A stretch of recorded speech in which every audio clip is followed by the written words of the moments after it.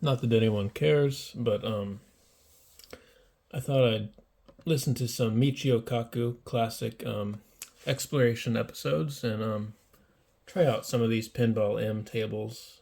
It's kind of new to me. I just found out about this a few days ago. The vast majority of YouTube is junk, as far as I'm concerned. I'll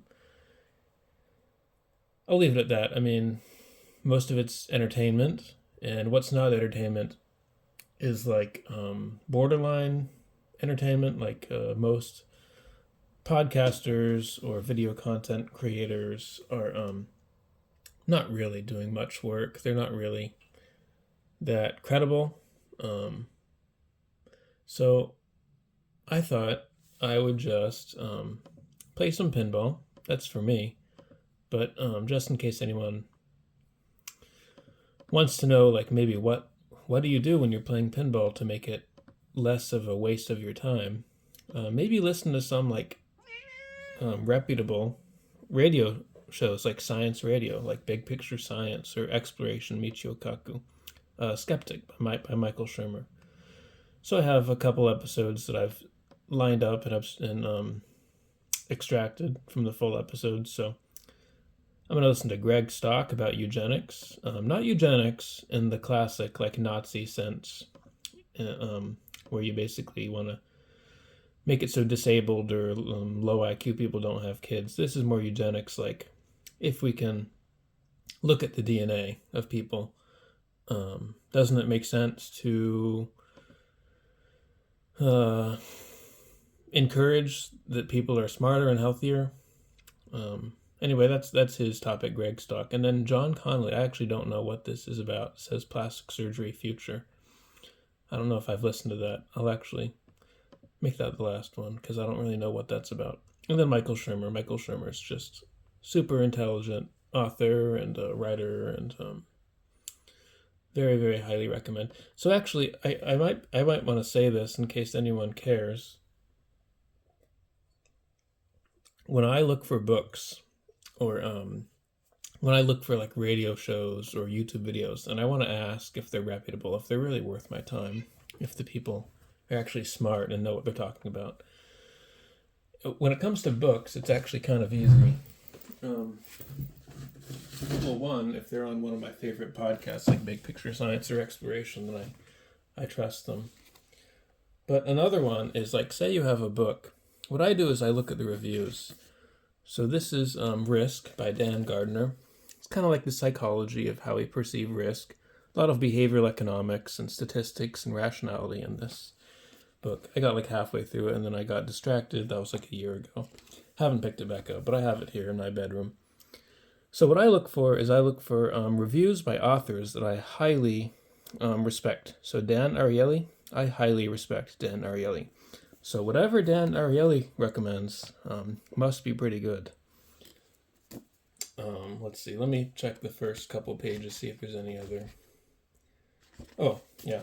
So the first page, Tyler Cowen, very well-respected economist. So Cass Sunstein, very, very, very well-respected author on like policy and just all kinds of psychology and economics and things like that. So that's what I look for. To know if a book is really reputable, I look for recommendations by authors that I highly, highly, highly respect. The vast majority of books that you'll find in like Target, I don't want to go on a rant here, but most popular books are not, I don't know, like, if reputable is the right word, but they're not good science. They're not good books, honestly. They're like popular opinion and popular, I don't know. That's kind of what this book is about, actually, is it's kind of saying, like, look, a lot of what you're seeing in the news and the TV is, like, exaggerated and, like, misused statistics. So I would not recommend, like, pretty much any book you'll find at, like, Target or Walmart. But, yeah, so I listen to Exploration and Big Picture Science, and if I happen to see a book or a interview with an author that I really respect, then I'll maybe look at that book or that author or that podcast. So Anyway, so that's what I'm going to do. I'm going to listen to some Michio Kaku and play some Pinball M. I've tried out a few tables a few times, but I'm not good at any of them. But yeah, that's the idea for what I'm going to do right now. I use the Razer Wolverine controller, the wireless version, V3 Pro, that has the, you can turn off the distance on the triggers, so they basically become mouse buttons. Very useful for pinball.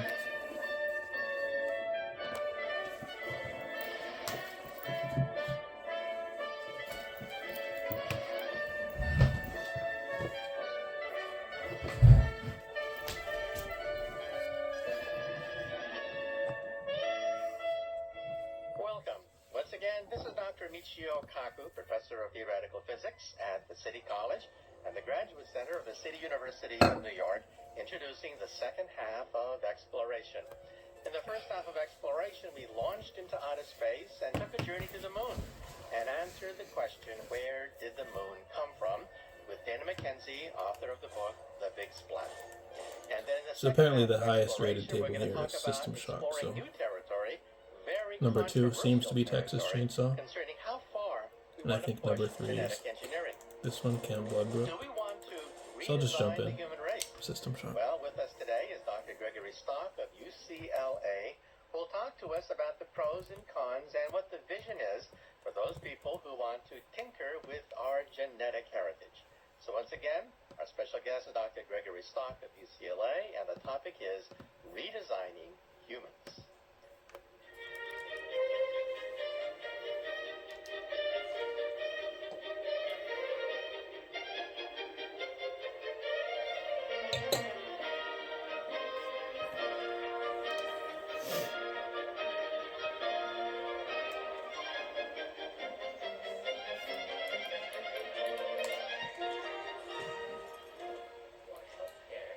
And now I'd like to introduce our special guest for today. We're very delighted to have with us Professor Gregory Stock of the University of California at Los Angeles, where he's the director of the program on medicine, technology, and society.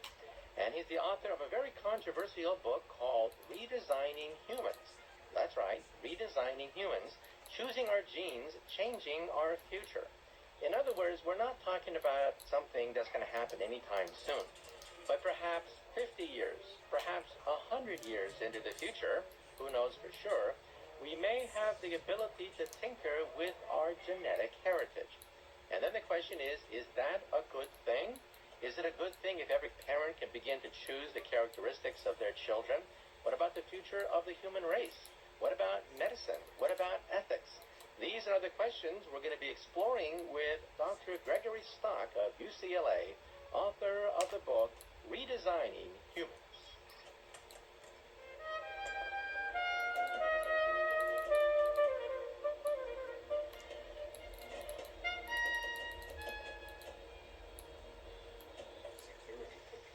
Okay, the first question for you, Dr. Stock, is how did you first get interested as a youth in biology and medicine? Well, I've sort of been interested in the issues of life for as long as I can remember, and I think the epiphany that I had being as a graduate student just about to get my doctorate in molecular biology was that suddenly I was walking on campus and realized that I didn't really know the difference between an oak tree and an elm tree. And I realized I was at too much of a molecular level, so I thought it would be worthwhile for me to step back a little bit and look at more systems biology. Okay, and why did you specifically get interested in the whole question of genes, genetic modification, and genetic enhancement? Well, I was developing some ideas related to sort of levels of complexity in life, and that there are multiple very distinct levels of complexity, the lowest being that of bacteria, which is just essentially a little bag of biochemicals and no internal structure or anything. And then animal cells, or eukaryotes, are 1 million times the volume. They have all sorts of compartments. They are much, much more complex. And it turns out that the origins of some of those components were, in fact, bacteria themselves, which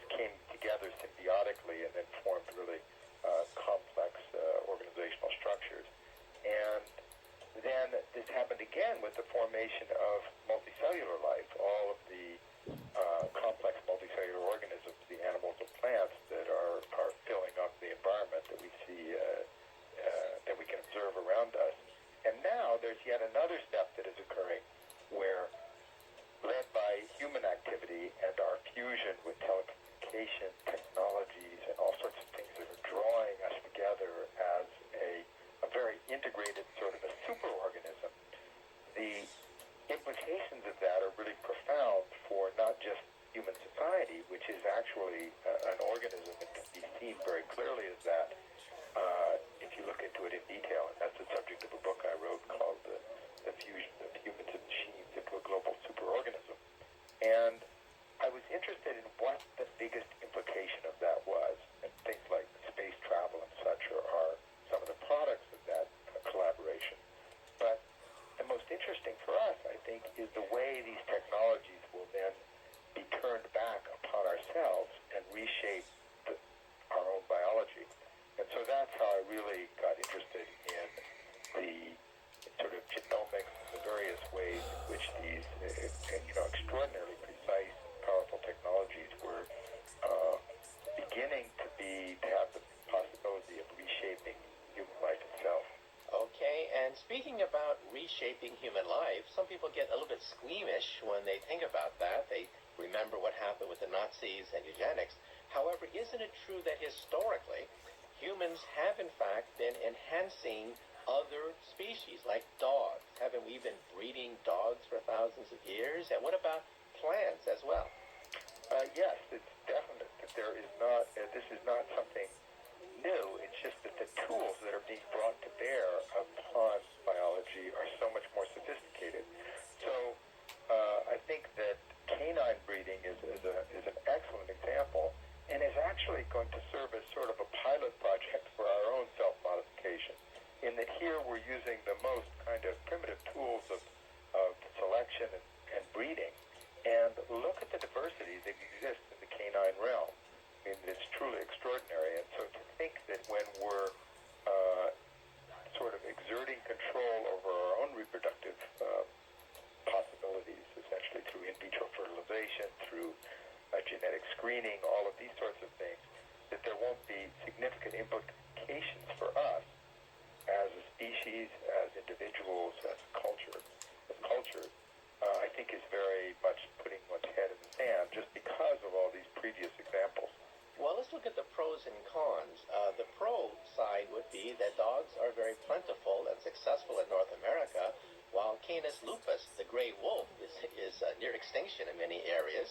And so the dog benefited by genetic enhancement being close to humans. But dogs also have lots of genetic defects because of all the inbreeding that took place over thousands of years. What are your thoughts? Well, I think that there are certainly inbreeding issues, especially with certain breeds. I believe that that many dogs have a longer life expectancy, certainly, than the gray wolf in the wild. But yes, there will be consequences of that sort, especially when you have with sort of crude, the kinds of selective tools that one uses in natural breeding. You're much more likely to get these sorts of issues because you have large clusters of genes that are exchanged and you have inbreeding problems and such. I would imagine that those will be less significant when this occurs in humans for several reasons. One is that the advances in medical technology are such that they mute some of the problems that might otherwise be significant. For example, the most obvious, or a very obvious example of that is eyesight, where virtually everyone over the age of 40 requires glasses, and we wouldn't be very functional without them. And yet we don't even look at it as a disability. And there are a variety of other kinds of what would have been even fatal diseases that no longer are such. And in fact, that has had a huge impact in the spread of various mutations that would otherwise be very, very debilitating, because we survive longer. We reach reproductive age when otherwise we might not have. So I see that as one reason that these are less likely, that they are unlikely to be things that we can't deal with. And another is that we're really understanding human biology and life in general in a much more profound and nuanced way. And also look at our dinner table. Believe it or not, much of the foods we eat for dinner have been genetically enhanced by humans over thousands of years. But if you look at corn, even though corn was domesticated by Native Americans, corn cannot exist without humans. The kernels don't fall off without without human intervention. Therefore, corn is very plentiful, very shiny, very tasteful, but it is totally dependent upon humans for reproduction. Without humans, corn cannot exist. What are your thoughts? Well, my thoughts are several in that. First of all, virtually all of the foods that we eat are the product of human breeding in one way or another. So the idea that there are natural foods is it demonstrates an ignorance of the whole process by which all the grains and staples that we eat are how they evolved. I mean, a potato was a little thing the size of a pea, for example, and the same thing as you mentioned with corn. The second is that I agree that we're likely not to be able to survive in an environment that it does not have technology. And in fact, that's already the case, not just because of our biology, but look at our population. We couldn't support the human population without the kinds of high technology agriculture and such that we have. And so the population is way beyond the level that it could we could live in a subsistence kind of a lifestyle. Many individuals who really give birth to children, and they wouldn't be able to do that outside of a hospital. I mean, you have all sorts of interventions, which those interventions make it more likely that such problems will be more significant, not less, in the future.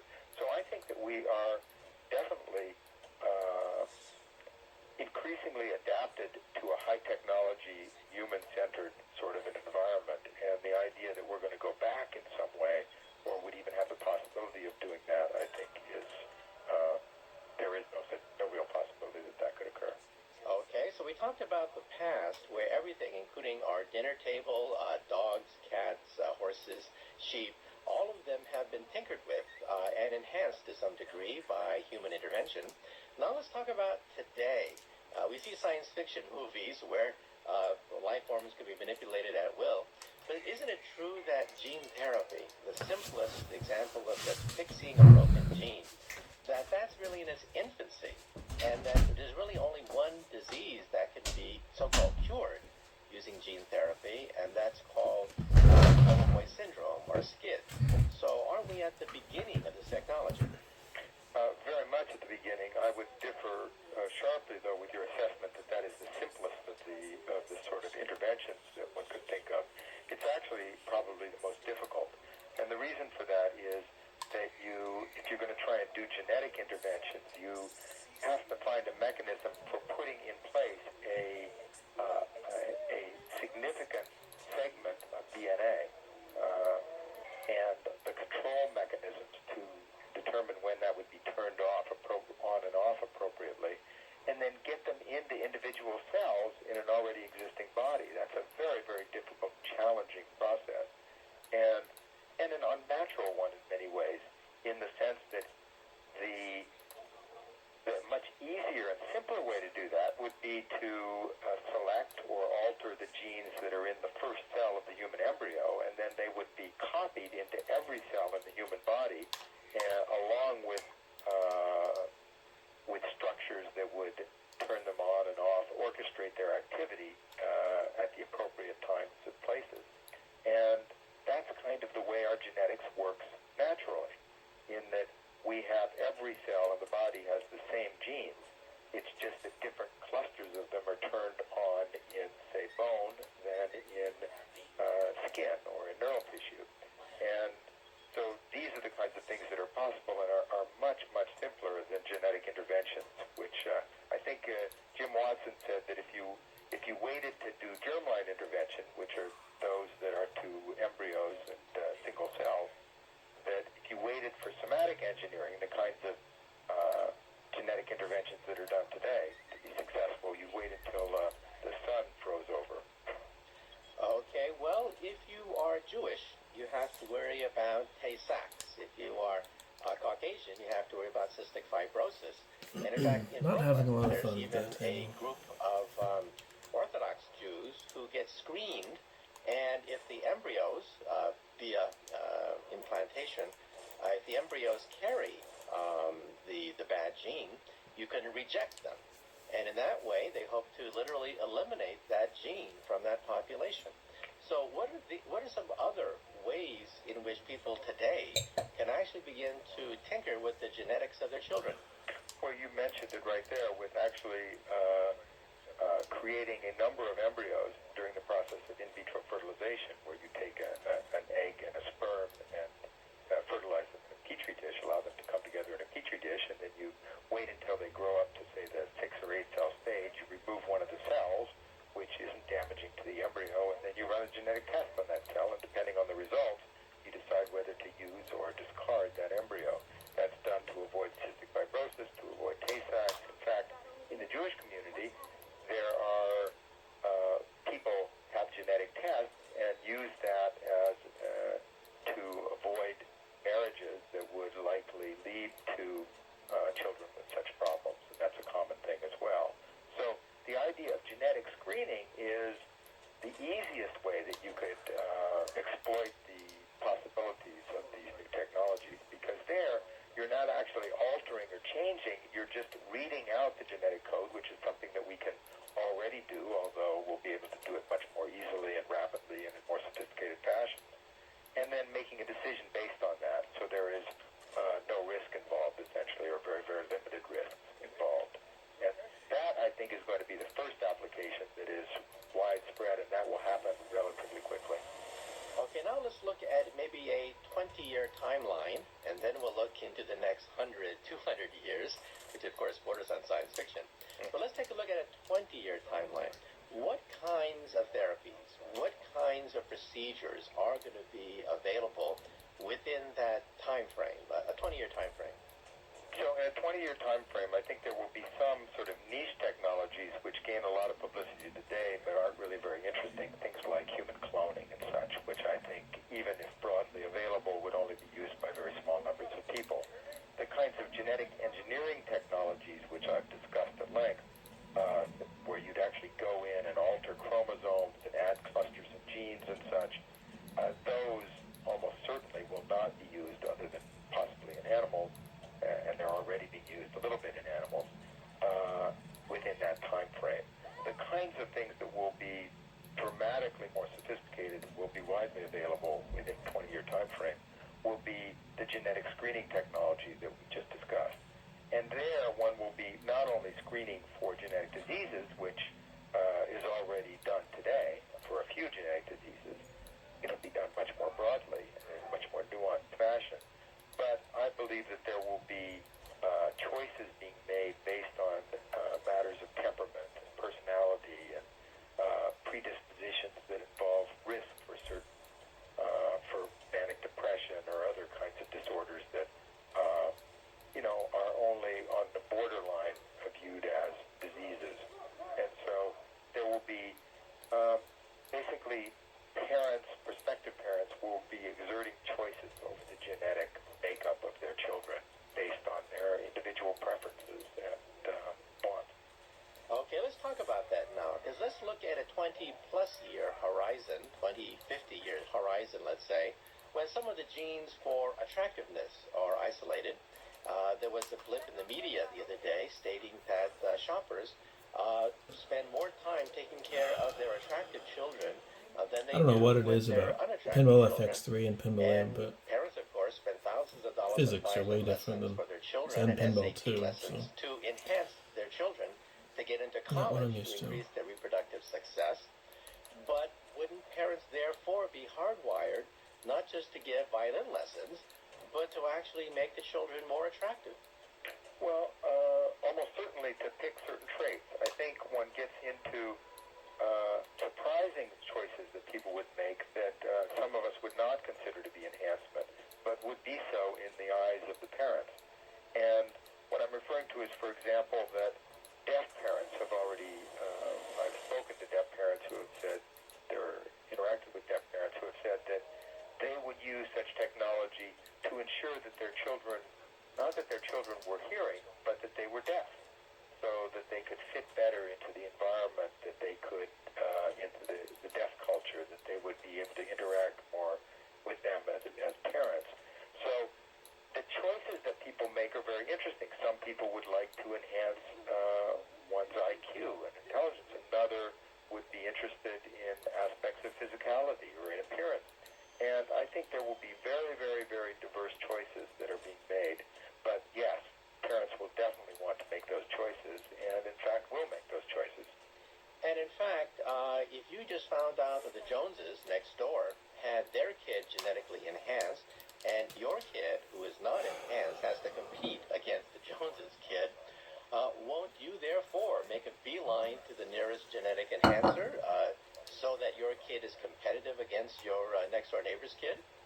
Yeah, maybe. It's sort of interesting, though, because the difficulty of you applying the technology will be directly proportional to the amount of enhancement that one exerts. So to actually create, for instance, super children in one way or another, no matter what the trait is, will be very complex and very slow in coming, whereas the possibility of improving some vector of performance from below average to average or average to slightly above average will be much, much easier.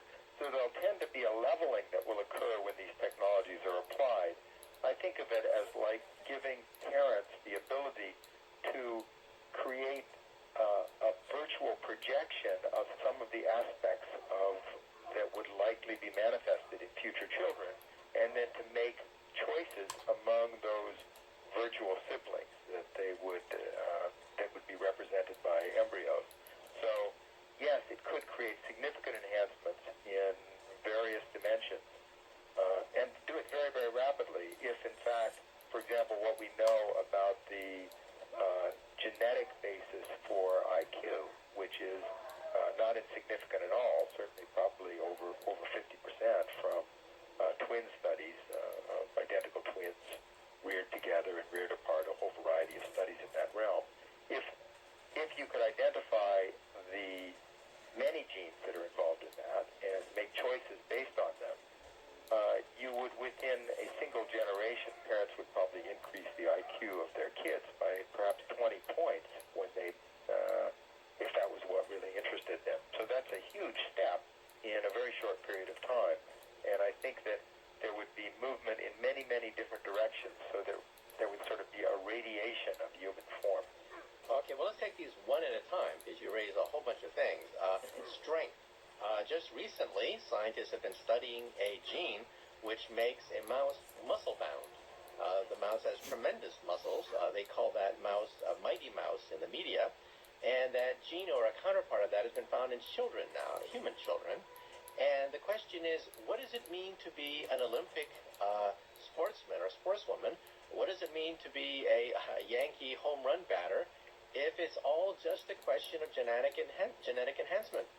Well, I think it's going to be a real interplay of many, many factors, of which genetics will be a very, very important one and a requirement, essentially. If you know relatively early on today whether you have the genes, whether you have the physique that you're going to be competitive at a world-class level, that you even have the hope of being competitive in various sports. And you'd have to combine with that an incredible drive and an environment that nurtured that. I would say that if you had 50 clones of Michael Jordan, that not all of them would be superstars, that there would be other factors that would intervene to avoid those, to interfere with that or to prevent that in one way or another. But, so what does it mean to be a superstar? Well, today, it used to be that there were amateur athletes, and now today, for somebody to perform at a world-class status, in a sort of a world-class status, you have to basically be devoted to a sport from a very, very early age and make it your career.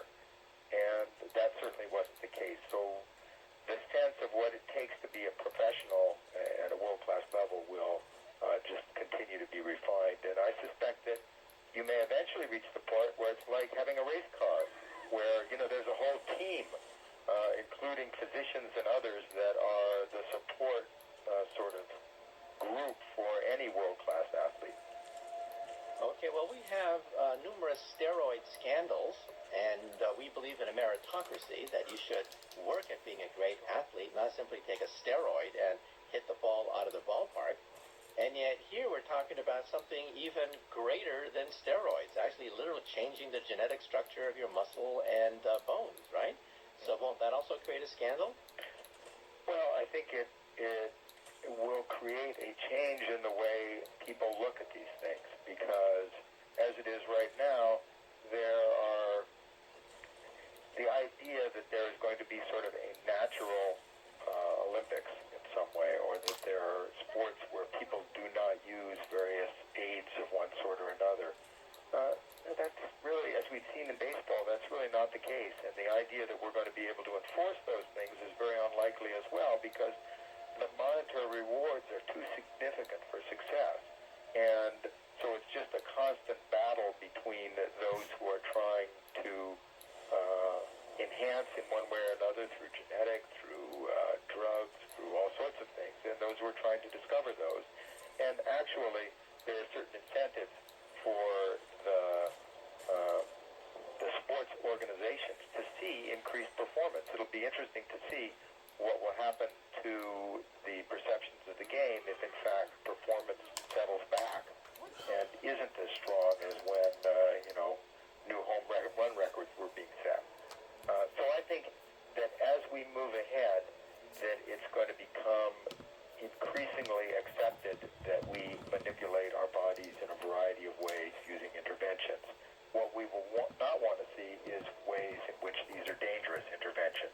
But I would like to say, what are you going to do if, in fact, there is something that you could take that would increase performance or increase one's memory or increase any aspect of one's functioning, and, in fact, is not dangerous, where there are no side effects that are adverse? It's sort of a recreational drug of sorts, but one without the side effects of many of the ones today.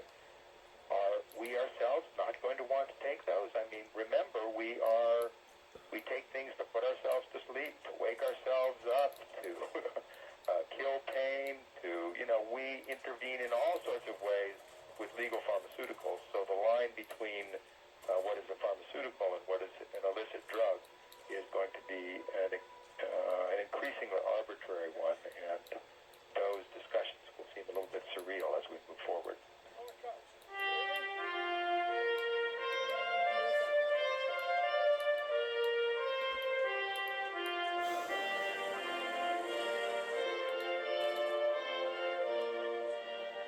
Well, I'm afraid that's it for exploration. Once again, our Maybe it's first just my special guest in familiarity the with first the part of our physics, but program was Dana McKenzie, I have a lot more author of the fun book with like The Big aliens, Splat, about the pinball origin of sets, the and moon.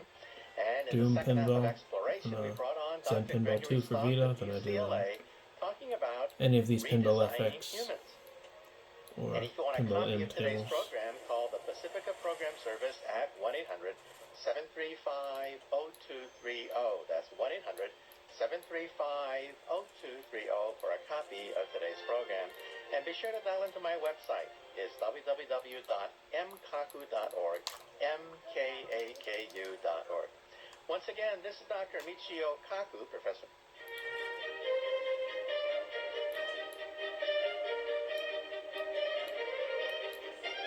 Next up, Michael Shermer.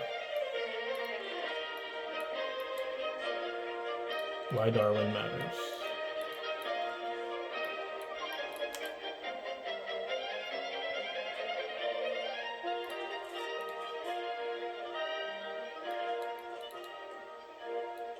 And now I'd like to introduce our special guest for today. He's Dr. Michael Shermer. He's a regular columnist for Scientific Magazine. He's also the publisher of Skeptic Magazine and a founder and director of the International Skeptic Society. So today we are going to be talking about, well, conspiracy theories and stuff you see on television, and also the controversy around evolution. We'll be talking about 9/11 conspiracies. Was the World Trade Center brought down by a conspiracy originating in the United States? And for that matter, how do they do those TV shows that you sometimes see where somebody claims to talk to dead people and spirits? And also, what about the controversy concerning Charles Darwin? The controversy does not exist in Europe. Many Europeans are rather amused that the American people seem to be gripped with this crisis over evolution theory. So once again, we're talking to Dr. Michael Shermer, author of the new book, Why Darwin Matters. Is that not really The first question for you, Dr. Shermer, is explain to us the skeptics movement. Well, we started the Skeptic Society in Skeptic Magazine in 1992, but there's been for half a century a skeptical movement that was kind of begun by Martin Gardner and James Randi and others when the whole business about Uri Geller and the spoon-bending psychic stuff was picking up steam in the 70s. That's when the modern skeptical movement really took off. And our magazine, the purpose of it is to, well, two things, really. We are debunkers, let's face it. There's a lot of bunk out there, and part of our job is to, like trash collecting, it's a dirty job, and somebody's got to do it. And so that's part of it. But to me, that's not the most interesting thing. I mean, like lining up the claims of the creationists or 9/11 conspiracy people or whatever and answering them one by one is something somebody needs to do, and that is what we do. But on a larger scale, I'm more interested in the power of belief, how belief systems work, how people come to believe such weird things. I wrote a book about this, why people believe weird things. I mean, that is an interesting question. Particularly smart people. College professors believe weird things. And so how does that happen? I mean, if they're so smart, what's going on here? The short answer, as it turns out, is that most of our beliefs are held for non-smart reasons. That is, psychological, emotional commitments that we make, depending on our peer groups and mentors and where we were raised, and the beliefs of our parents and things like that. And then we back up into the beliefs using rational arguments to justify them after we already hold those beliefs. And so that's something I've learned in this job. And I guess there's no gene for rigorous scientific thinking, right? I mean, no one's born by saying that things have to be falsifiable, testable, reproducible. We humans sort of like grab onto anything that comes along sometimes, right? Yeah, that's right.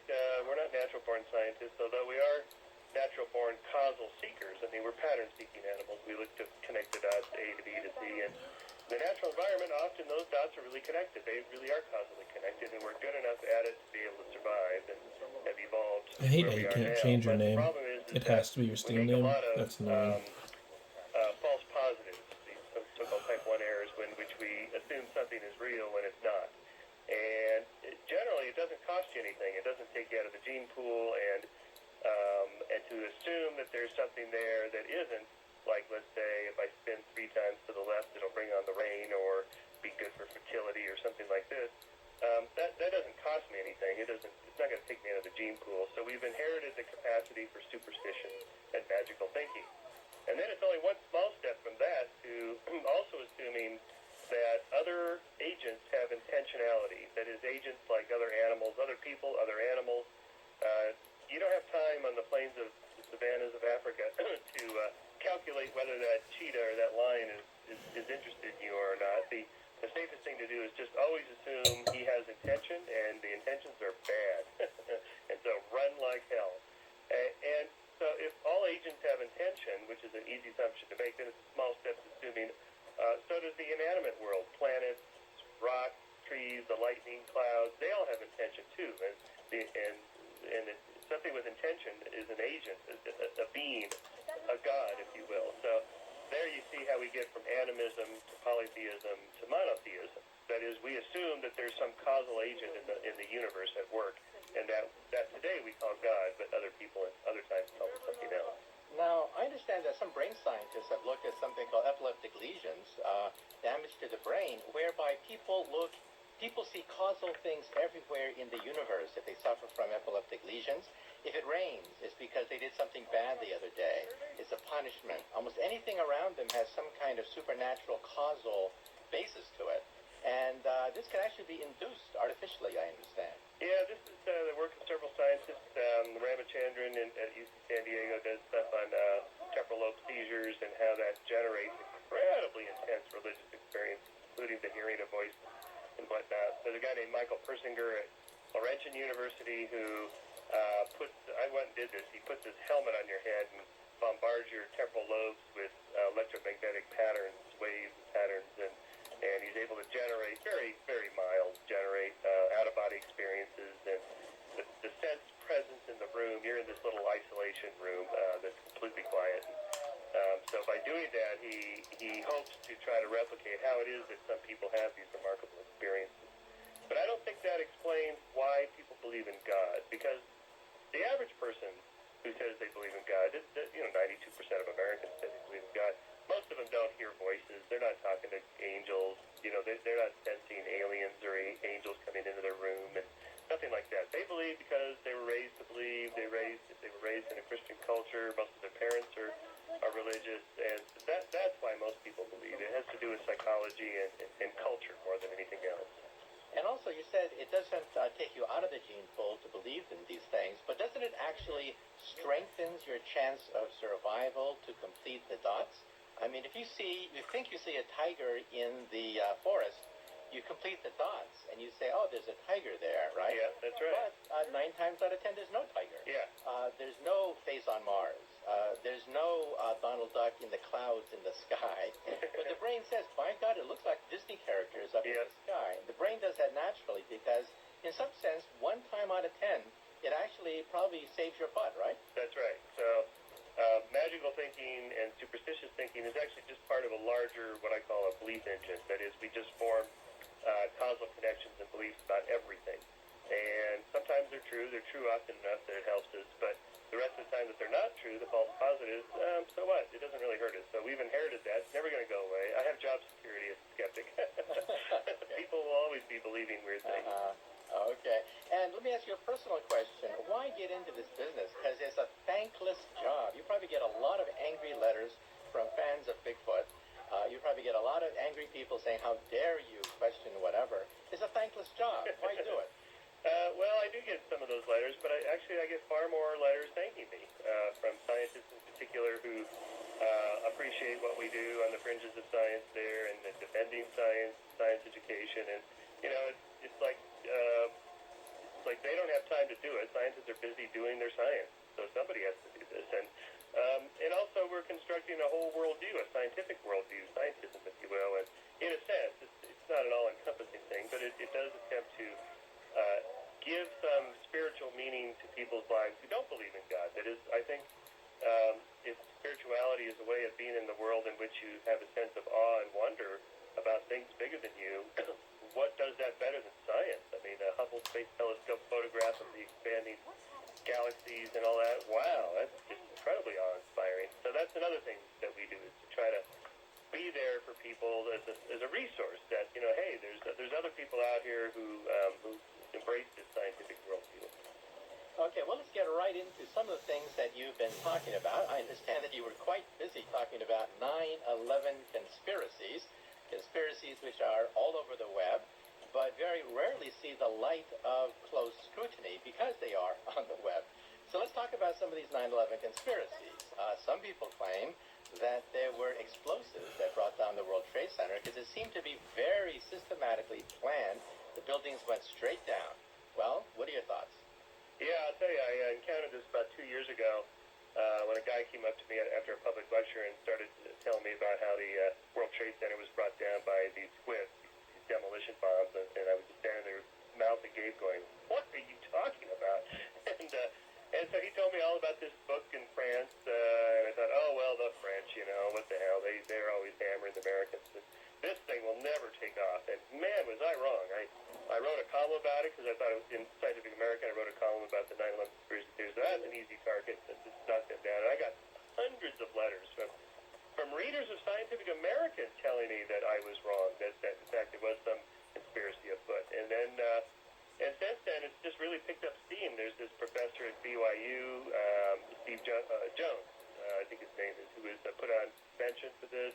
There's this 9/11 Truth Committee, and they have conferences. There's this video on Google Video called Loose Change, the most downloaded video this week.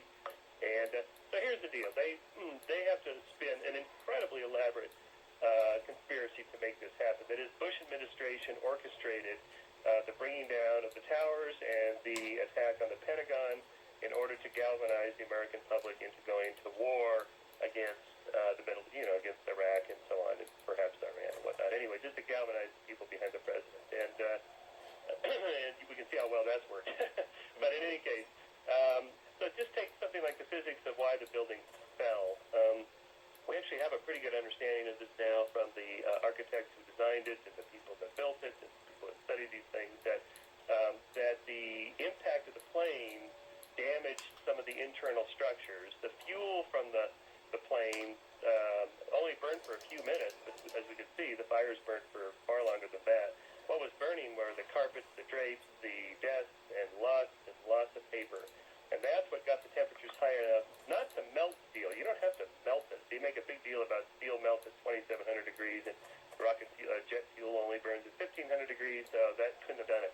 Yeah, but you don't. But first of all, other fires do burn hotter: wood, desks, paper, and so on. But you don't have to melt it completely. You only have to weaken it. And that's in fact what happened. This cross beam sag pulled in the sides of the building by about 5 feet on each side, and the structure was already severely damaged where the planes hit, and that's what caused the initial collapse, and then the pancaking effect down below the floors below where the impact was.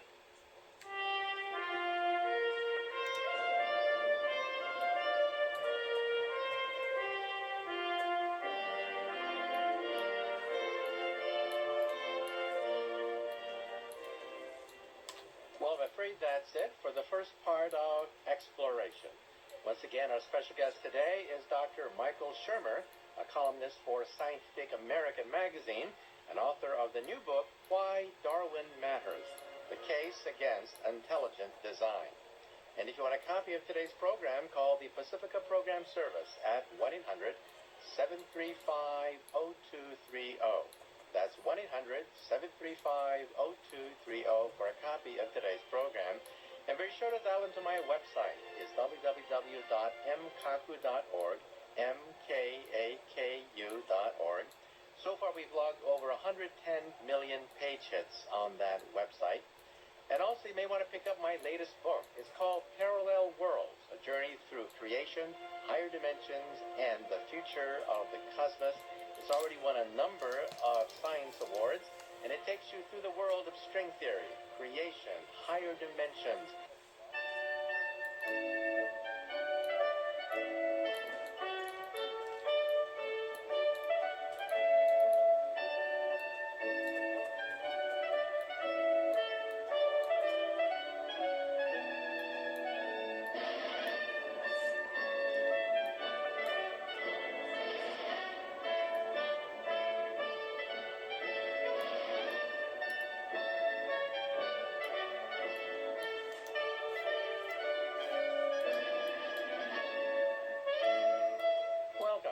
Once again, this is Dr. Michio Kaku, Professor of Theoretical Physics at the City College and the Graduate Center of the City University of New York. And this is the second half of Exploration. In the first half of Exploration, we began a discussion with Dr. Michael Shermer. He's the author of a new book called Why Darwin Matters: The Case Against Intelligent Design. He's also a regular columnist for Scientific American, a publisher of Skeptic magazine, and a founder and director of the International Skeptic Society. So today we are talking about conspiracy theories. We're talking about stuff that you see on television concerning psychics, and we're also talking about Darwin's theory of evolution. And once again, even within the scientific community, even though there is near unanimous agreement that the Darwinian theory of evolution is in fact the way to look at creatures we see all around us, there is a persistent controversy concerning Darwin's theory of evolution, a controversy which does not really exist in Europe, but is the fodder for many a headline in the United States. So once again, our special guest is Dr. Michael Shermer, author of the new book, Why Darwin Matters: The Case Against Intelligent Design. Dr. Shermer, where we last left off, we were talking about the impact of the airplanes on the World Trade Center, but some of the critics say that, well, the buildings went straight down, similar to what demolition experts use with precision dynamite. So what are your thoughts concerning the fact that the World Trade Center building went straight down? And another thing, I never thought about, why did the buildings fall over on their side and, hit your apartment there? Well, because buildings like that are 90 to 95% empty space. They're offices. They're mostly air. There isn't enough structure to topple straight over on the side because, the supporting beams go deep into the earth. So it could only go straight down. No matter how it was brought down, it could only go straight down.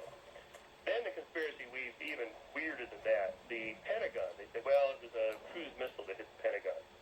Well, there's eyewitnesses the American Airlines logo on the tail of the plane when it hit.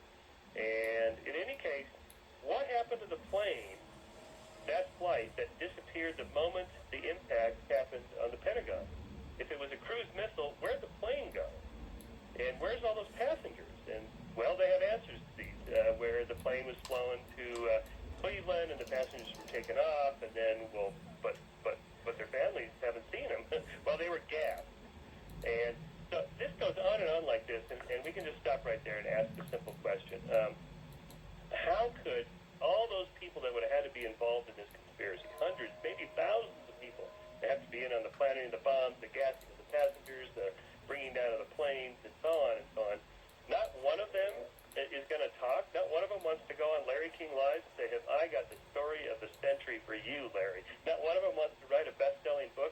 I mean, we know that people can't keep their mouths shut. Look at all the government insiders that have come forth just since the invasion of Iraq who quit and wrote. Now they're writing books. They're appearing on talk shows or on the lecture circuit. They can't wait to spill the beans about a little bit of insight there. Imagine if somebody actually had the inside scoop on the conspiracy of the century. There's no way they can keep their mouth shut. Now, I live just a few blocks. I used to live just a few blocks from the World Trade Center. And, of course, you don't want the buildings to topple over on their side, because that would wipe out not just Wall Street, but most of lower Manhattan, and create a catastrophe much worse than the destruction of the Empire State Building.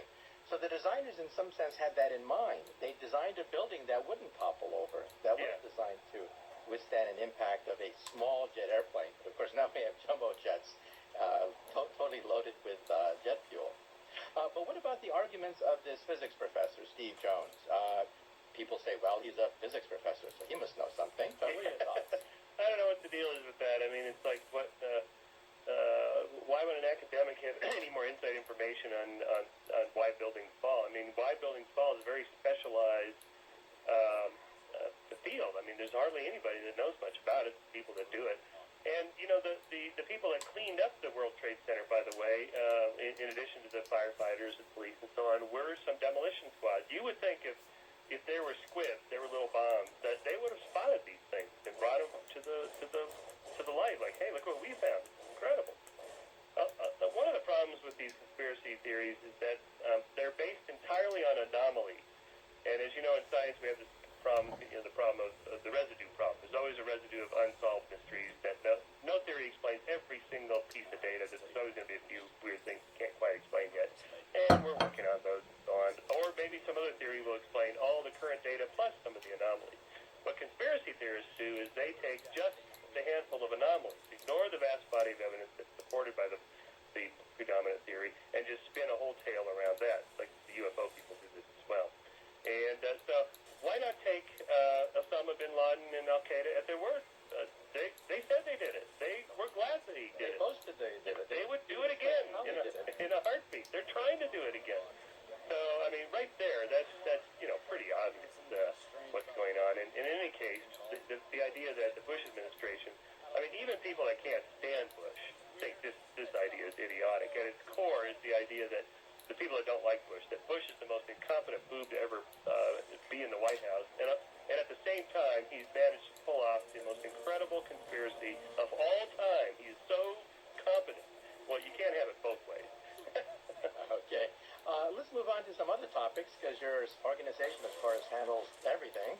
What about those people on television at night getting a lot of response that say they can talk to dead people? And it's quite dramatic. You see them out there in front of an audience, and afterwards they're tears and crying and sobbing as the family members say, yes, yes, yes. We thank you so much. You have given us insight into our dearly beloved who just passed away. Yeah. Well, what are your thoughts about talking to dead people? Right. Well, it turns out anybody can talk to dead people. It's getting the dead people to talk back that's the hard part. And that's all they're doing, really. Really, it's a show. It's a type of psychic, it's a type of magic called cold reading, mentalism, where you pretend or you fake or you appear to be talking to dead people. You appear to be getting information from the other side is what it is, and it's a trick. So, first of all, the people are prepped. They're ready. They're there because they want it to be true. So that makes it especially easy. Then you don't have to get a lot of hits. In fact, you only need to get about 1 out of 10 statements. We've in the course of a 1 hour reading, half-hour reading, whatever, a psychic will say hundreds of things, 200 to 300 different comments and questions. And if they only get, say, half a dozen to a dozen right, the person going away is completely convinced. They'll come away and go, that's unbelievable. He got the name of my uncle, George, who passed over. Yeah, but if you actually look at the tape, he went through half a dozen to a dozen names before he got to George, or he didn't even say George. He said, I'm getting some sort of a father figure. Who is this, please? And then the person will say, oh, that's my uncle, George. He passed over. And then the guy will come back and say, like 10 minutes later, goes, now I'm getting somebody here. Don't tell me his name. It feels like an uncle. Is his name George? And the person will fall over just completely shocked that the psychic was able to get this. But in fact, he didn't get it. They gave it to him. And that's very typical of these kinds of things. So it's a trick. It's a cold reading. Anybody can do it with a little bit of practice, and nobody can talk to the dead. And also the audience, aren't they a little bit selfish? I mean, they want something. What they want is forgiveness because this person passed away with unresolved problems. And they want that reassuring statement that from on heaven, these people forgive you. And that's why they break down and sob. Yes. So isn't it, the audience, aren't they in some sense an unconscious partner in this whole thing, in the sense that they want something? They want forgiveness. Yep. Well, right, there's unsolved. Actually, if you do these things, I've done a couple of readings for TV shows and stuff. I always say something like that. There's some unfinished business here, isn't there? And the people, they cry, oh, yes, that's right, I wanted to tell him that I loved him. Something like that. Or, I wrecked his car and I owe him money. I want forgiveness for something like that. But even more so, it's just sort of odd that if the dead really wanted to talk to us, why would they come up with the most inane things like, he's telling me something about a red dress, or he's giving me his name. His name? He already knows his name. She knows his name. Can't we move on to something a little more important about the unfinished business? There are always these trivial little things, and that tells us that it's phony. And also, if you could really talk to the dead and understand their secrets, you'd know where buried treasure's located.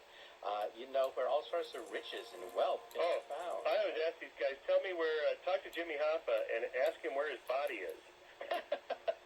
Where's the body, Jimmy? Because he would know, right? I suppose he would know, right? I would hope so.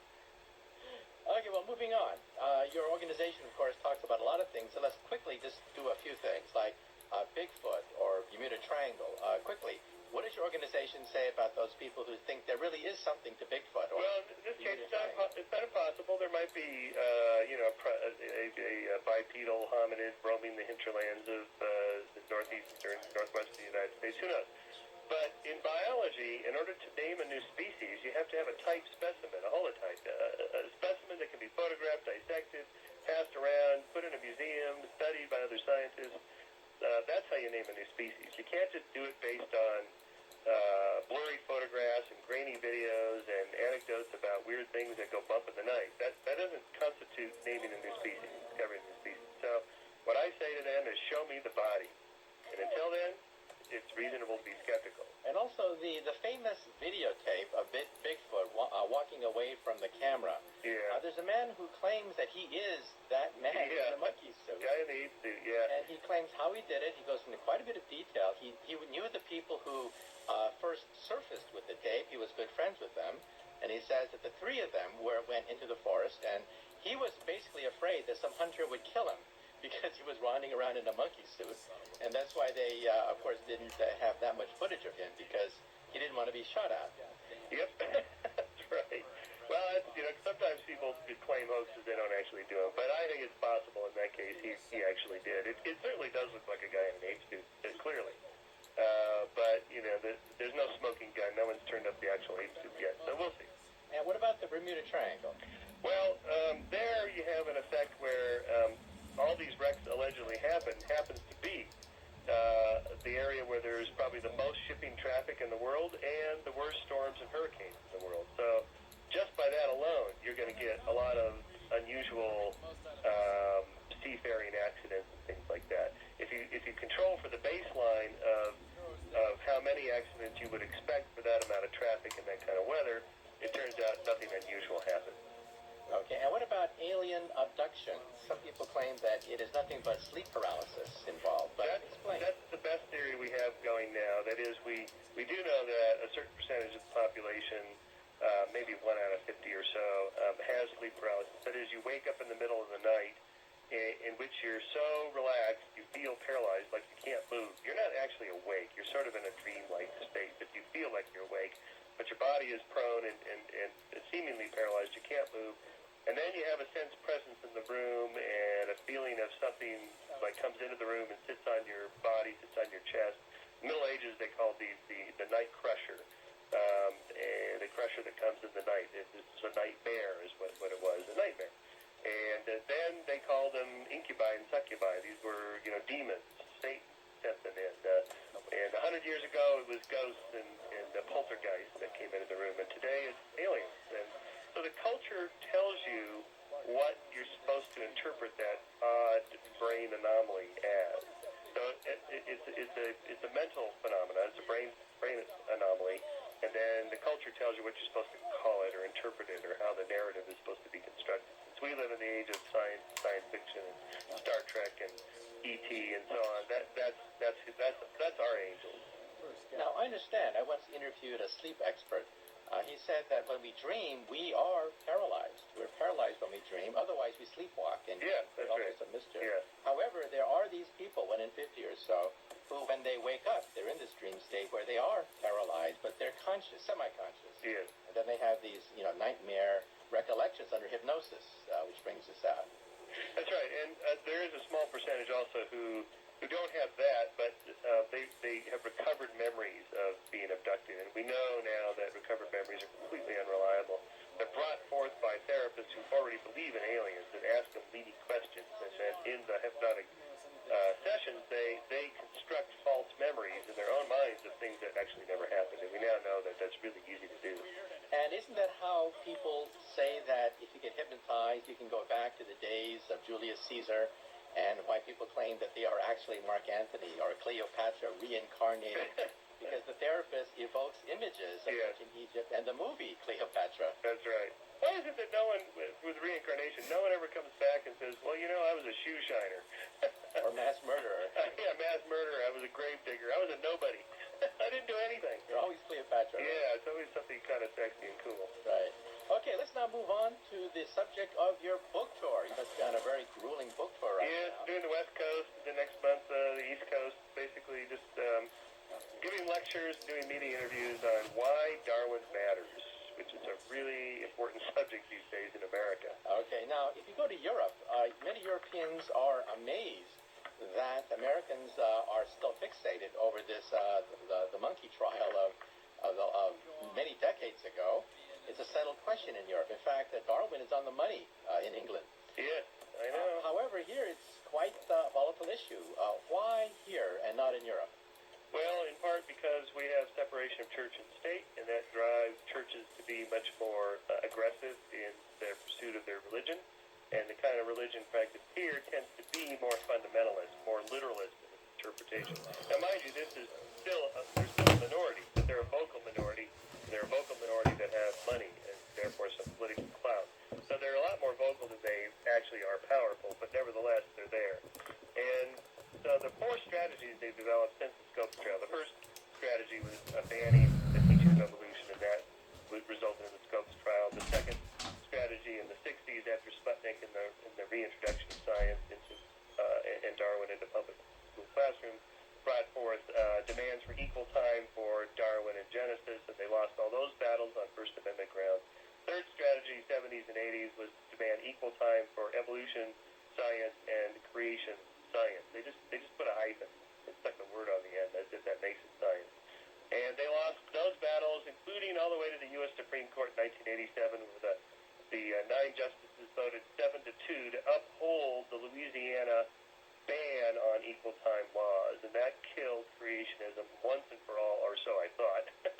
But as it goes, creationism keeps evolving and mutating into new species, which it's not supposed to be able to do. And in the 1990s arose this intelligent design movement, which is not your father's creationism. It's much more sophisticated. It's done by guys with PhDs, some of whom actually have academic jobs. They write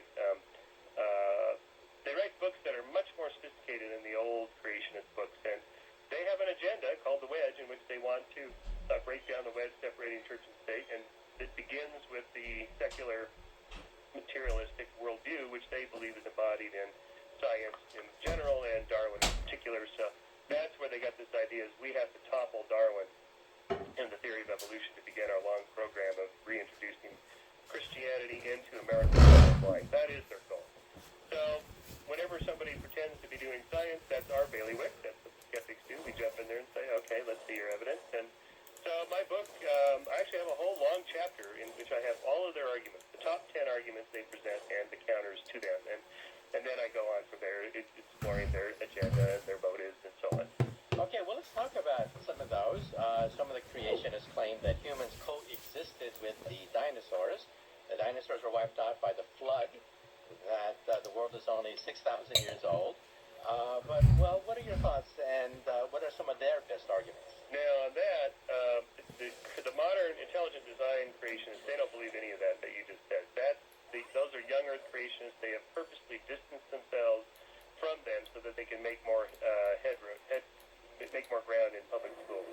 So they say, no, the Earth is 4.5 billion years old. We recognize that. Evolution does happen. It's microevolution, not macroevolution.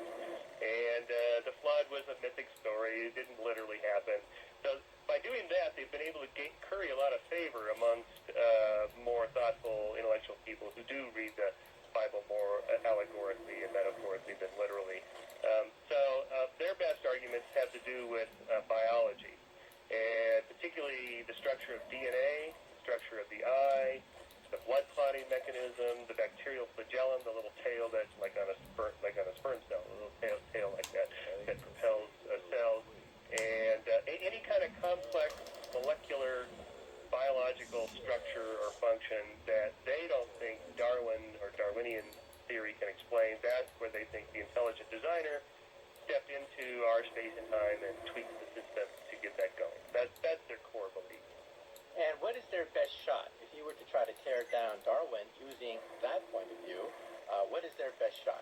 The best shot is to try to find and Darwin himself said this in The Urgency, somebody could show where it would be impossible to have a stepwise, gradual buildup of a structure or function, then my theory would be shot. So that's what they're always looking for. They call this irreducible complexity, some sort of system in which if you took out one part, it wouldn't work anymore, therefore it's irreducibly complex structure that can't work without all the parts. Therefore, how would a stepwise, gradual Darwinian method system build, say, an eye or a wing? Well, let's just take the wing, because that's such a classic one. We can certainly see what a fully functioning wing would do for an organism. It's adaptively functional. It's great for getting away from predators, catching prey, and so on. But what good would half a wing do for 10% of a wing? How do you go from 0 wing to 1% of a wing all the way up to 100% of a fully functioning wing? Until you get to 100%, you can't fly. The answer is that it was not a poorly adapted wing along the way. It was a well-adapted something else, that something else being probably a thermoregulating device. Wings are terrific for gathering, collecting heat, or holding heat in next to the body.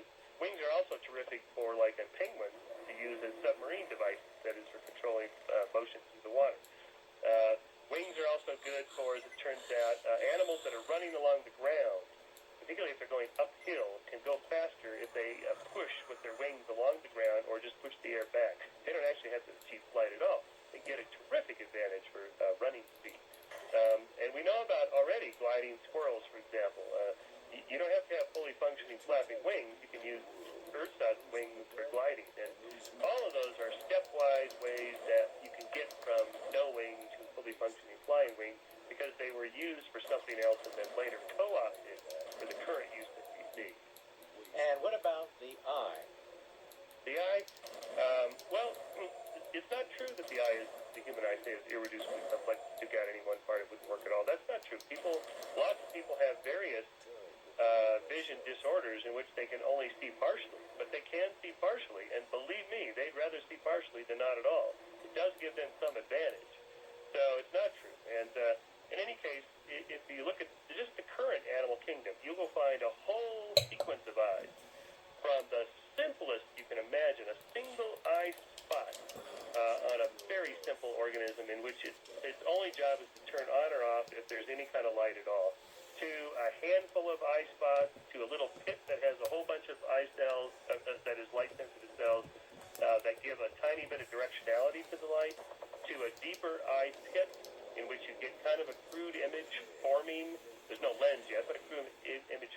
around the pit that has all these light-sensitive cells, and all the way up to the modern mammalian complex eye. So there is already a stepwise sequence just in current animals that you can reconstruct how that could have happened from the fossil record.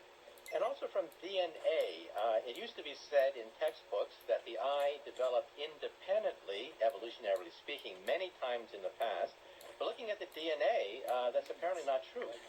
Looking at the DNA, apparently all these so-called independent developments of the eye came from one original gene, where I think it was sensitive to light because of the chemical rhodopsin. Yeah, that's right. And that then set into motion all the other eyes, which we see in the fossil record. So that misled us into thinking that the eye developed many times. But actually, it was just one mutation, Yep. Hundreds of millions of years ago that set everything into motion. Yeah, it's remarkable what we've been able to learn from the new science of Evo, and how single gene mutations or chromosomal replication can increase the amount of complexity of an organism instantly, or start a whole new lineage of different structures, such as eyes or wings, a whole new set of body plans, for example, in the Cambrian explosion, that Gould writes about, the Burgess Shale. There's all these new experiments going on here, and that can happen from an explosion. So, in that sense, insisting that everything be explained by Darwinian, stepwise, very gradual, incremental steps is not always the case. And we know this now from modern genetics and evolutionary development. Okay, now given the fact that there is no gene for science, there's no gene for careful, rational explanations of phenomenon, this debate over evolution will probably go on forever, right? One of the problems is that evolution is counterintuitive.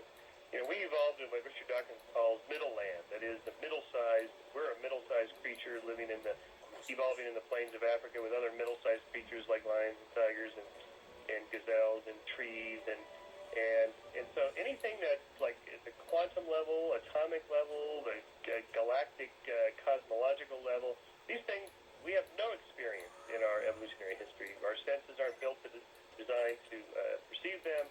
We can't conceive of them. There's nothing in our intuitive world that allows us to easily grasp them. And evolution is like that in the chronological sense. We only live a few years to a few decades. So the idea of things taking thousands of years to change or millions of years, this is why the environmental movement has a hard time getting people motivated about, what's going to happen in the next 1,000 years or 10,000 years. Who cares? I'm worried about next weekend. I can't really conceive of what 1,000 years is in terms of my lifetime, or 10,000 years, or a million years. So evolution doesn't fit nicely into something that we're used to, whereas design does. We are familiar with lots of designed objects, and those designed objects are designed by intelligent designers called humans. And so we have vast experience with design. And I'm willing to concede the design argument on this level, that evolution itself is a designer. Wings are functionally adaptive, and that's a type of design. So let's go ahead and say, you're right. The intuition most people have that things look designed is because they are designed. The question is, who or what is the designer? The answer is, evolution's the designer. Natural selection is the designer. It's a bottom-up tinkerer designer, not a top-down architectural planner designer. But it's a designer nonetheless. Now, isn't one problem the fact that since we evolved on the third planet of a minor star in a very mild, temperate corner of the backwash of the known universe, our common sense is actually not the common sense of the universe. Our common sense is really the anomaly. It's the exception. Yes. We live in an exceptionally mild corner of the cosmos, when the cosmos is quite hot, quite cold, quite radioactive, quite violent, and we assume that our common sense is good for the entire universe. Isn't that a problem? Yep, that's right. This whole idea of the fine-tunedness of the universe is so finely tuned for us. Well, not really. We're finely tuned for just one tiny bit of corner, as you say. Most of the universe is completely inhospitable to life, and that's why it's been so hard to find any life beyond our own planet. It's probably very rare. And so in that sense, it's hard to not be egocentric, to think how special we are. And it takes a little bit of effort, and this is one of the things science does so well, is to show that, in fact, we are special in the sense of being rather rare, and that it was, the universe was not designed for us. It's something of a fluke, and how fortunate we should feel that we are here.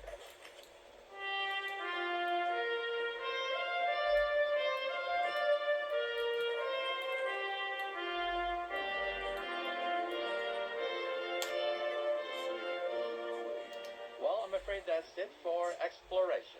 Once again, our special guest has been Dr. Michael Shermer, author of the new book, Why Darwin Matters, The Case Against Intelligent Design. And if you want a copy of today's program, call the Pacifica Program Service at 1-800-735-0230.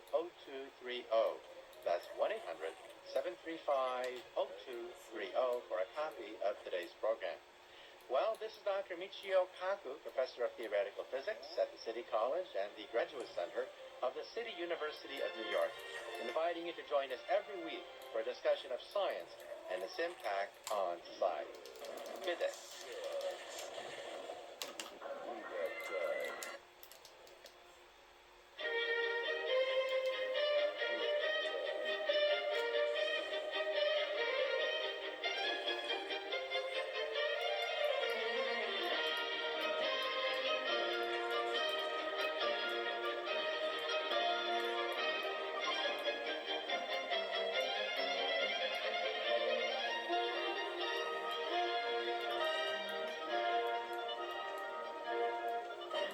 Today we have with us Dr. John J. Connolly.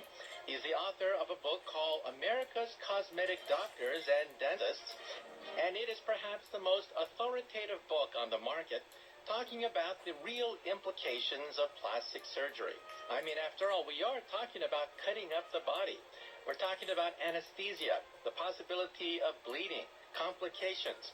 And so once again, today we are talking about a more balanced point of view concerning the pros and the cons of cosmetic surgery. Dr. Connolly, the first question for you is, as a child, how did you first get interested in science and medicine, and why did you decide to pursue a career in this subject? Well, interestingly, it actually happened in that order. I originally started out as a science major undergraduate in college in physics and chemistry, and I was interested in the field. And I first went into teaching. My early career was in education, and I went on and I became a college president when I was 31 years old. I earned a doctorate in college and university administration from Columbia, and that was my field. And I got involved on the board of New York Medical College.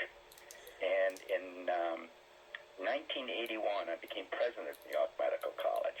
I'd been very involved in healthcare, and on an avocational level, I was chairman of a hospital board and involved in a number of other healthcare activities. And once I became president of medical school, my career really changed from education to healthcare because of all the hospital affiliations, of the research emphasis. Teaching was just one small part of a medical school. And that was the transition. So for the last 25 years of my career, I've been involved in healthcare. Okay, and specifically, why did you decide to write the book, America's Cosmetic Doctors and Dentists, and how did you get interested in the whole field of cosmetic surgery? Well, I had been president of medical school for over 10 years and college president of over 20 altogether, and I decided I wanted to do something different. The chairman of the board of the medical school, John Connolly, who is now my partner, when I told him I wanted to make a change and do something different, he suggested that we publish books to help people find the best health care.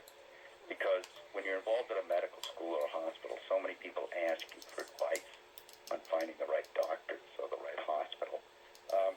And he thought that if our friends and associates needed that kind of assistance, other people did as well. So we founded Castle Conley Medical Limited in 1992 and began publishing books to help people find the best health care. That's the mission of our company.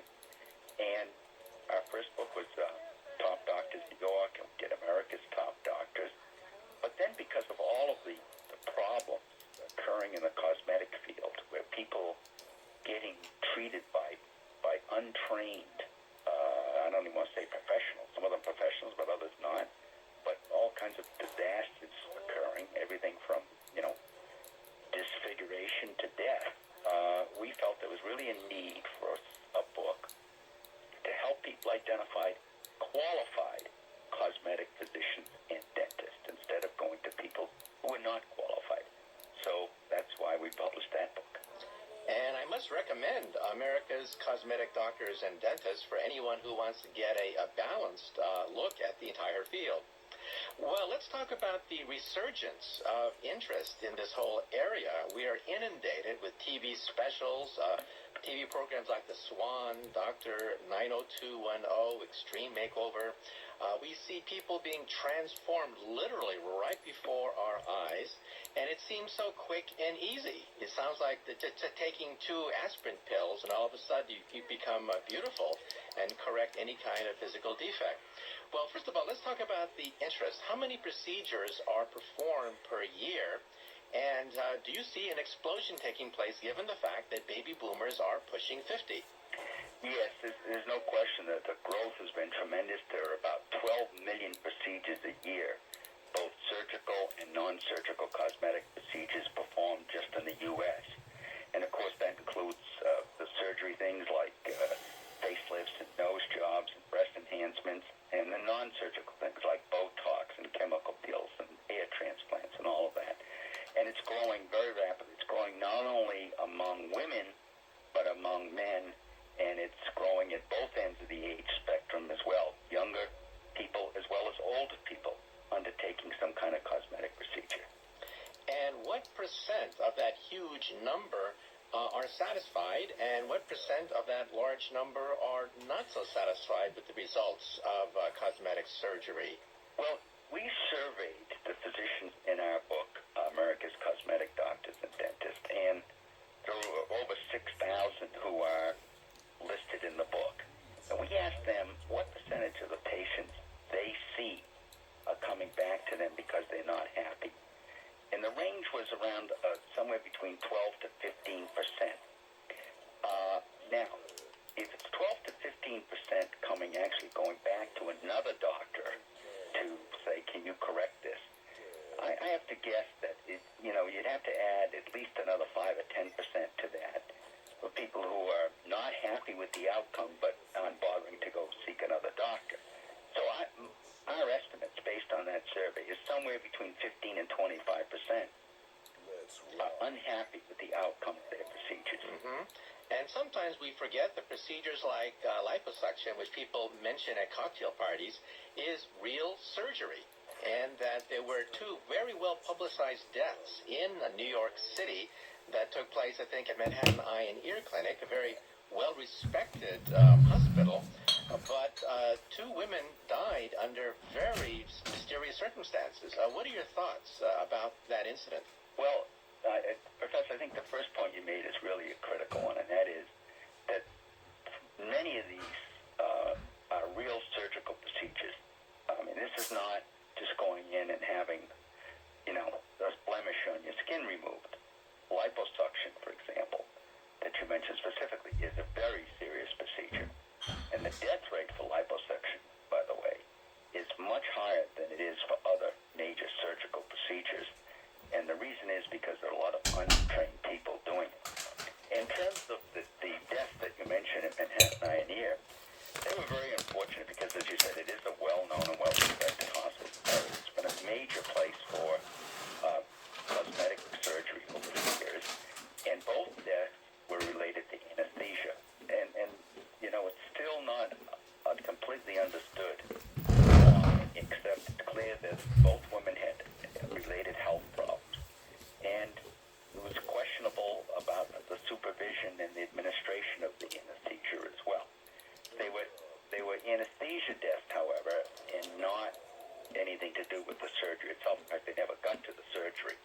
And that raises a very important point, that one of the major risks in any kind of cosmetic procedure is the anesthesia. And you have to be especially careful. And if it's any kind of a major procedure, you really should make certain it's done either in a hospital or in a fully accredited ambulatory surgical facility, one that's prepared to deal with all kinds of emergencies. Okay, well, in your book, you have a chapter saying that we have to do our homework before we undergo these procedures. For example, we have to check the doctor's credentials.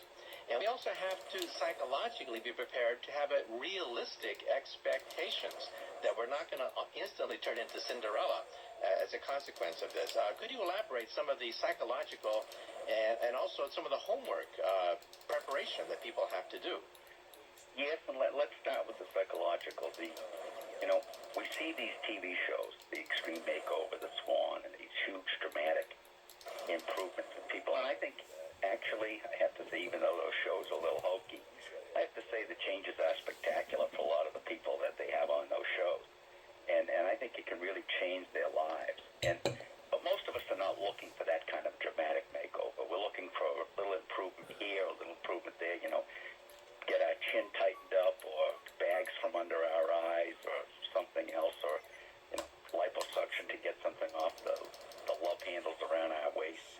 And so we're not looking for these dramatic changes, but we're looking for modest improvement. And that's, I think, the appropriate attitude, because the dramatic changes are extremely expensive, a lot of risk, a lot of time, and a lot of money. And I don't think for most people they're a realistic attainment. The preparation, finding the right physician or dentist is so critical, because what people don't realize, Professor, is that once a physician is licensed, they can call themselves any kind of a specialist they want, perfectly legally in any state in this country, which means you could be trained as a psychiatrist, and tomorrow you could go out and hang up a sign and say you're a cosmetic surgeon, and there is nothing illegal about that. There is no state agency, no federal agency, not the medical profession. Nobody stops it, because the practice of medicine is unrestricted. Once you have a license, you can call yourself any kind of a specialist you want. And since there are only 4 or 5 specialties that really have training in cosmetic surgery, you really have to make certain that any physician is board certified in an appropriate specialty.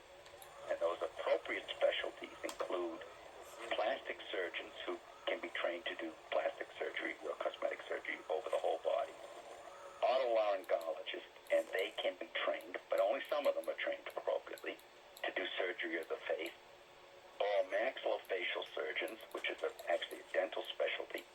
They can be trained to do surgery of the face as well.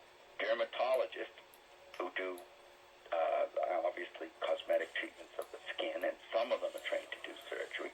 And then lastly, ophthalmologists, who may do blepharoplasties, eye lifts.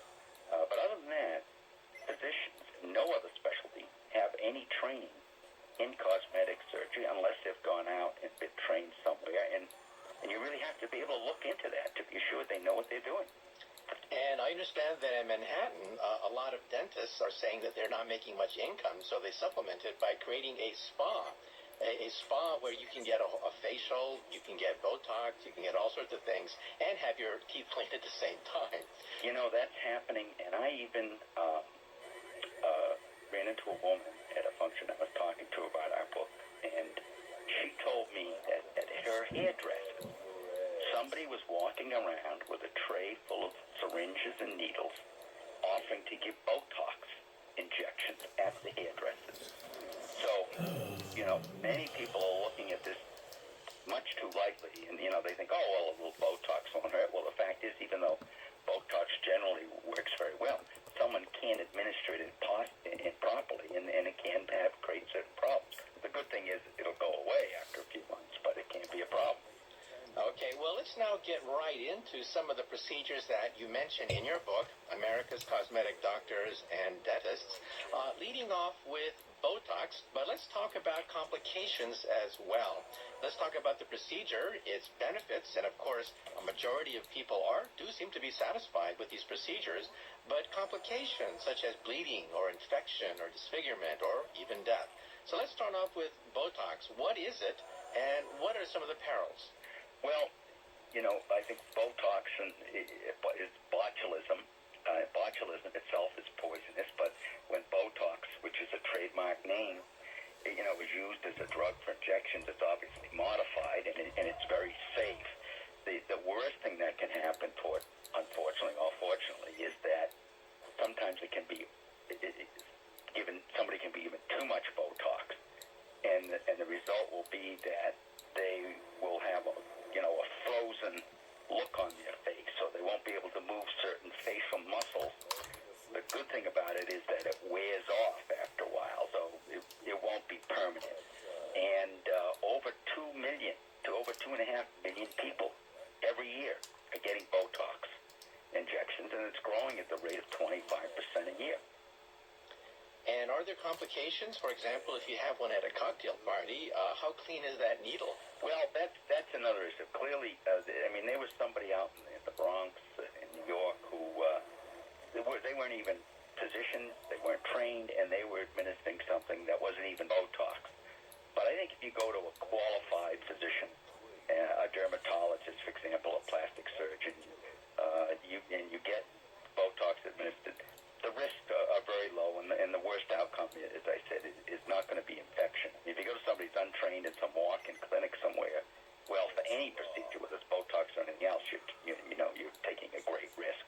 But if you go to the right, properly trained person, there's very little risk with Botox. And, of course, Botox is an organic chemical. It is a poison, as you mentioned, that's been diluted tremendously. But that means that it's going to be metabolized and absorbed by the body. So don't you have to go back every few months? Well, you do. Botox is not a permanent solution to anything. It can remove wrinkles, and basically it does it by relaxing the facial muscles. But it's not permanent, and you have to go back every few months, and it can be pretty expensive as well. So it's popular, and I think it's popular with a lot of patients because it only takes a few minutes, and there's no high risk, and it does work. It's also popular with physicians because you have to keep going back and getting them every few months. Okay, now let's switch to liposuction, which we hinted at before. Precisely what is involved with removing large quantities of fat? And, of course, on these TV specials, we see quarts of the stuff being taken out. And you kind of wonder, oh, my God, is the body going to be able to adjust to that large a mass taken out? But what is liposuction, and what are some of the perils that we hinted at before? Well, Professor, that's the key. There's a lot of fat being taken out, and it can be quarts, and that's where the risk comes in. But liposuction is basically your procedure. And I remember when I first saw it back in the 80s, I was with a group of physicians, alumni of New York Medical College, and one of our alumni was making a presentation to us on that, and we could hardly believe it. It was basically they insert a cannula, which is a tube that has very powerful suction and a very sharp point and ends, and basically they stick it into the fat and they jab it around and break up the fat tissue, and it's sucked out. And along with the fat, there's a lot of fluid, there's a lot of blood, and that's where the risk comes in. If it's a small amount of liposuction, a little bit around the waist, or maybe under the chin, something very light, there's not a high risk. But when you start doing large volume and removing quarts of it, the risk can be very substantial, and it should only be done in a hospital or an accredited ambulatory surgical facility.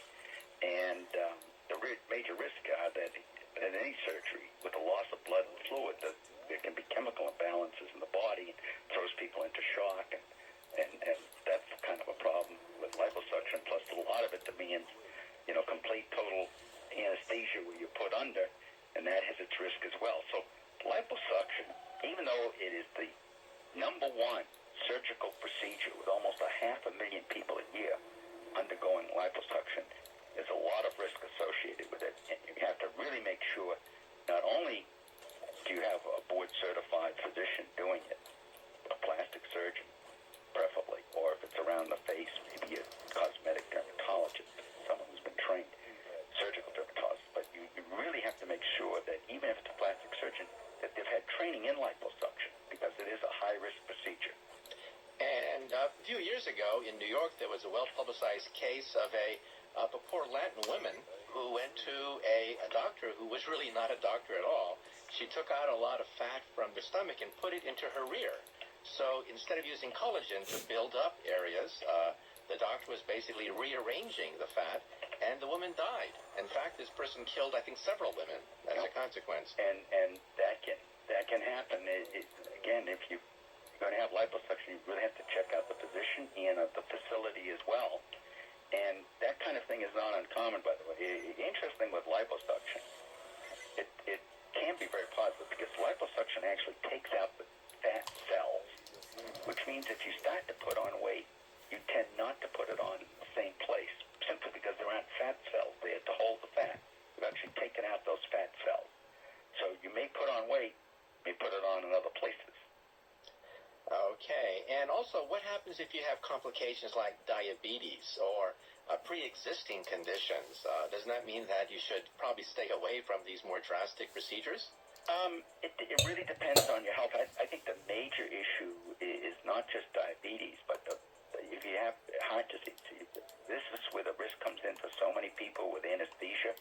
I mean, you have to be, if you're going to undergo surgery, any kind of surgery, and of course all of this is elective, it's voluntary, you don't have to do it, but any kind of surgery, you have to make sure that your ticket is in good working order, or if you do have diabetes or other related problems, that the procedure you're undergoing, that the physician can manage all of that.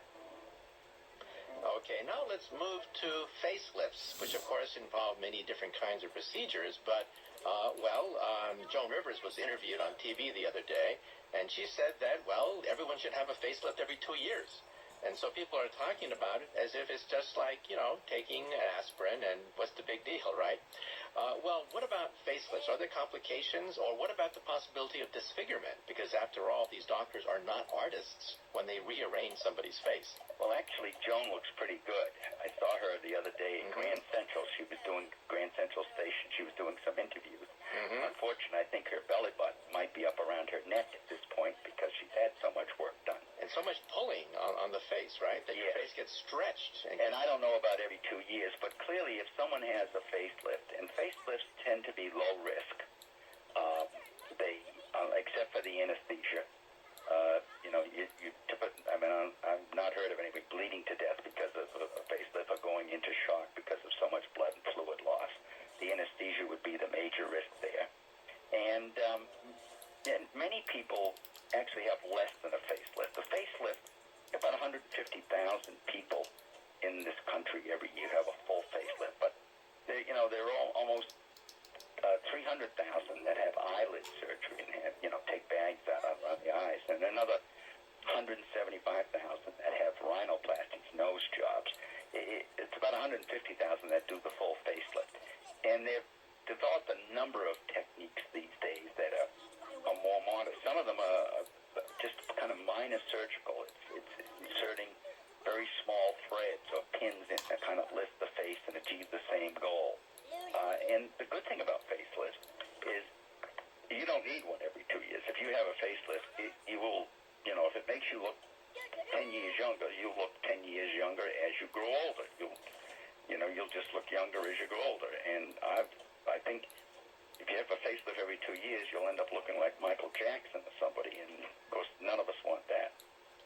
Okay, and also, doesn't it change the facial expressions? Like when you see these aging actresses on television and you watch them talk, they're in their 60s, and yet their brows don't move at all. It's as if they have a mask on, but they do look considerably younger than being in their 60s. That can, I think that can certainly be one of the outcomes.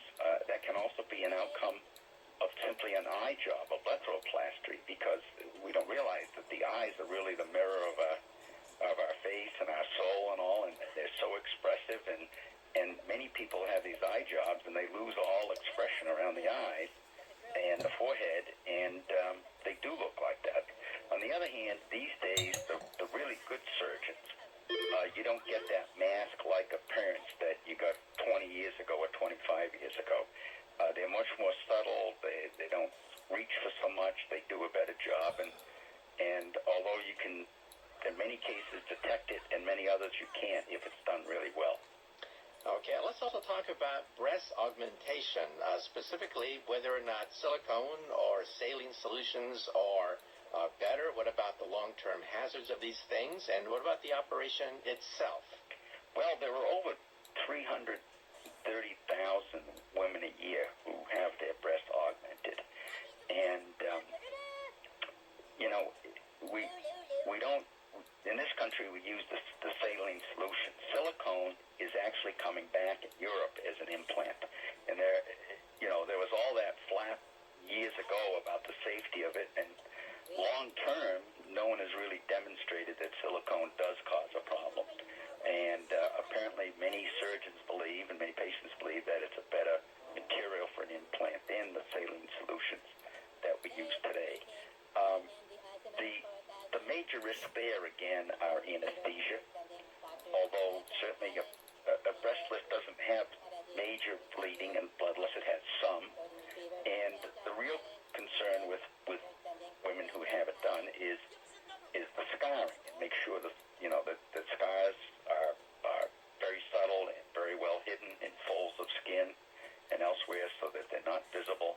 And I think the techniques for breast lifts today, in our book, we also have a lot of before and after photos. And if you look at those, you'll see, I think they really achieve spectacular results on them. And, the other side of the coin that we don't talk about often, but it's there, two different aspects related to that. One is that breast reduction is a major thing. Far fewer women have it. It's not even, among the top 5 procedures. But it can be a very wonderful procedure for women, and actually improve the health of many. For many women who have larger pendulous breasts, they have problems with sports activities and other kinds of things. They get backaches, and breast reduction can be a really beneficial procedure.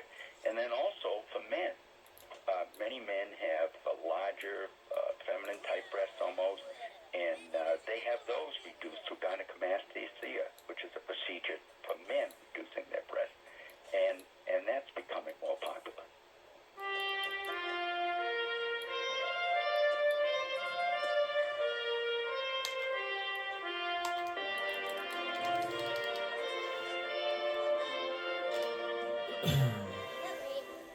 Well, I'm afraid that's it for exploration. Once again, our first special guest today was Michael Marriott, Executive Director of NIRS, the Nuclear Information Resource Service. The special guest in the second half of the program was Dr. John Connolly, one of the nation's leading experts on cosmetic and plastic surgery. And if you want a copy of today's program, call the Pacifica Program Service at 1-800-735-0230. That's 1-800-735-0230 for a copy of today's program. Once again, this is Dr. Michio Kaku for Exploration. Be sure to check out my website. It's mkaku.org, mkaku.org. And my latest book is Physics of the Impossible. Good day. We should each buy a weapon, and then we'll be like ninjas.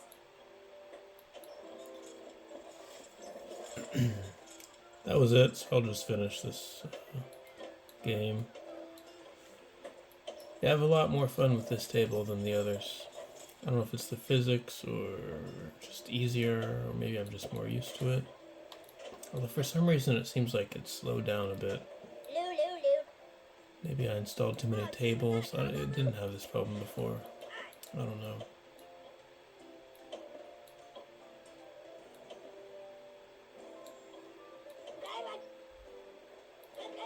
My turn, give me now.